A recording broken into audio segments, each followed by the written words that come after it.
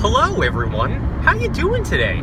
I told you to be doing these a little bit more frequently, and here I am again. It's been about a week, but I'm back again, and I'm here to tell you a little bit about things and stuff about going on in my house right now. It's a little weird and scary, but before we do that, come on guys, let's sing along together. How about that? Let's do that. Hang on. And now I start my day on the 55, coming me now. It's a daily drive. So, last night, right before bedtime, it's about 9:30 because that's bedtime for me because I'm getting old and really tired and I'm working a lot. But Alex comes into the room with this Radio Shack radio that I had been looking for a while. And he said, oh, by the way, I wanted to give this back to you because I've been listening to it at night, listening to the radio, putting headphones in and that's it. Now, what makes this radio unique is that it's kind of rectangular in shape. It's kind of an old school looking radio. It's handheld with the wire and everything coming out of it. But a long time ago, I would say like 7 years or so, I bought it not to listen to the radio, but for ghost hunting. So what I did was I opened it up and I bent one of the pins so when you would scan for radio stations, it wouldn't stop on the next one when you hit the scan button. It would continually scan over and over and over and over and over and over again, going through all the available stations. Now what this does is it creates something that paranormal investigators like to call a ghost box. Now, a ghost box is a tool that they use to communicate with the dead, with ghosts, obviously.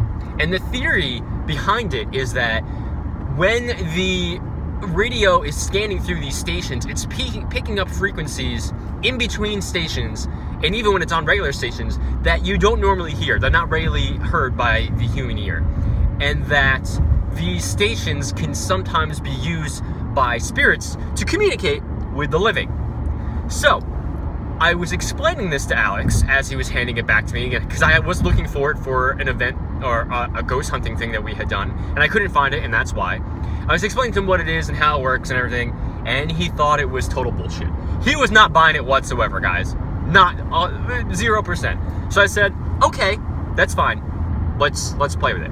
Now, I don't usually recommend doing this in a house that you live in, just because, who knows, maybe it opens doors to something you don't want there. However, since we lived in this apartment, we've felt that there is something else there with us as well. A friendly spirit, if you will. We hear footsteps sometimes, we hear things being moved, and that's fine, we're okay with it. We affectionately call him Charlie. I don't know his real name, or her real name. I don't know if it actually is a spirit, but whatever is causing these things, we call it Charlie. Charlie is part of our family. That's all there is to it. So I said to Alex, why don't we see if we can get Charlie to say hello to us? So he's like, okay, sure, whatever. So we're in my bedroom. We are on the ghost box, and I hit the scan button, and it starts scanning. It's going through all the channels. It's going through all the radio stations very quickly. You can hear very quick snippets of different radio programs and music as it's going through, but you can also hear the static in between as well every once in a while. So it's basically it's still doing its job. He just thought it was a minor, annoyance that this crappy thing was doing, but no, I made it do that. So I started asking questions. I say, hi Charlie, how are you? Is everything good with you? Scan, nothing. That's fine if you don't want to answer, just showing Alex that, what this thing is and if it works. How you been, Charlie? Scan, still scanning, still nothing.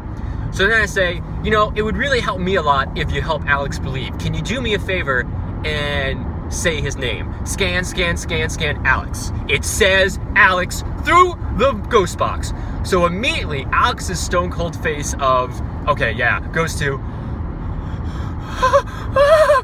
pure white. Kind of freaked out now. Now he's not moving. Now he gets up out of the bed where we're laying, walks out of my room, and slams the door and yells, I'm done! That's it. He doesn't want anything more to do with it. And I'm laughing because I'm like, okay, this kind of proved it to him. This is kind of great. He comes back a few minutes later with Martina, and he goes, tell Mom what happened. So I tell Martina what happened, and I go, why don't we try to see if it can say Martina's name. Now, if you're into paranormal investigation, it's hard to begin with for spirits to say names, right? Kind of. I know I'm talking to you like you're there. But Martina especially is a little more complicated of a name to say, while Alex is a little easier on the grand spectrum of things. So I say, we can try to get it to say Martina's name. If nothing else, we'll try something else. So I turn it on again, scan. Hey, Charlie, we're back again. You're really freaked out, Alex, but he wants to prove it to his mom as well. Can you say Martina's name? Scan, nothing. I know it's a really hard name to say. Maybe you can just say hello to her instead. Scan, hello.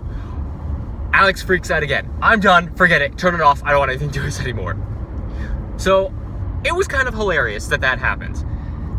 Now, I'm a big believer in that stuff. I thought it was cool, and I said, okay. I said, thank you. Thanks, Charlie. We're going to go to bed now. Have a good night. We'll talk to you later. I turn it off. That's it.